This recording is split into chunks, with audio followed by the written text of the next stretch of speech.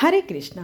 नमस्कार दोस्तों, आप समस्त श्रोतागण का आपके YouTube चैनल जीवन अमृत पे हार्दिक अभिनंदन है। आज की वीडियो में हम बात करने वाले हैं वैशाख अमावस्या की। हिंदू धर्म में अमावस्या का बहुत अधिक महत्व है। अमावस्या तिथि भगवान विष्णु को समर्पित की जाती है। इस दिन भगवान विष्णु की विधि विधान से पूजा अर्चना करने से भगवान समस्त इच्छाओं को पूर्ण करते हैं। अमावस्या तिथि पर पवित्र नदियों में विशेष रूप से स्नान करना चाहिए और इस दिन पावन नदियों में स्नान करने के पश्चात सूर्य को अर्घ्य देकर और पितरों का तर्पण भी किया जाता है।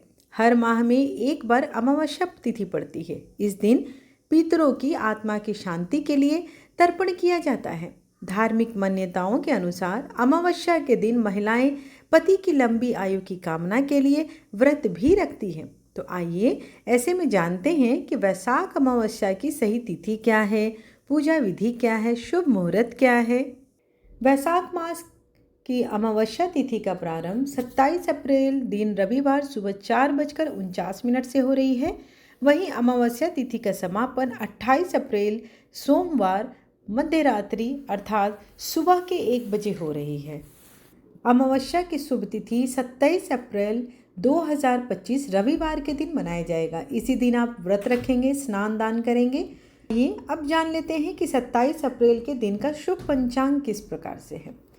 सूर्योदय सुबह 6 बजे, सूर्यास्त शाम 6:47, ब्रह्म मुहूर्त सुबह 4:23 से 5:12।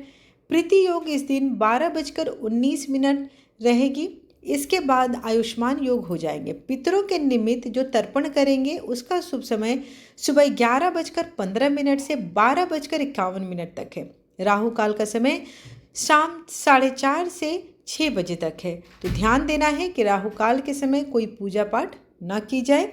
आइए अब जान लेते हैं कि अमावस्या तिथि जिस दिन पड़ रही है उस दिन की पूजा विधि क्या है, क्या उपाय आप कर सकते हैं जिससे पितृदोष आपके ऊपर से हट सके और आप सुख समृद्धि सब कुछ पा सकें। अमावस्या के दिन सुबह जल्दी उठकर स्नान करना चाहिए और इस दिन पवित्र नदी या किसी सरोवर में स्नान करने का विशेष महत्व है। अगर आप नहीं जा सकते हैं बाहर तो आप घर पर ही अपने नहाने के पानी में गंगा जल मिलाकर भी स्नान कर सकते हैं। स्नान करने के बाद घर के मंदिर में दीप प्रज्वलित करें। इसके बाद सूर्य देव को अर्घ्य दें। अगर आप उपवास रख सकते हैं तो इस दिन उपवास भी रखें। इस पावन दिन भगवान का अधिक से अधिक ध्यान करना चाहिए।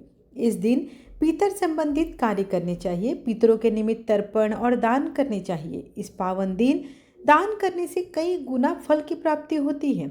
इस दिन पावन गंगा नदी का स्नान करने से भी अति उत्तम और अति शुभ फल प्रदान होता है। इस पावन दिन गाय को आप भोजन करा सकते हैं। धार्मिक मान्यताओं के अनुसार गाय की पूजा करने से पितर संबंधित समस्याओं से छुटकारा मिल जाता है। इस पावन दिन गाय को सात्विक भोजन कराएं।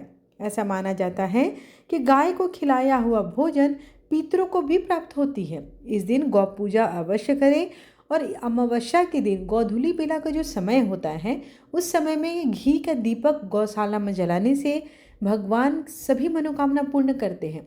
साथ ही जिनको पितृदोष की समस्या है उसमें भी बहुत ही लाभ मिलता है।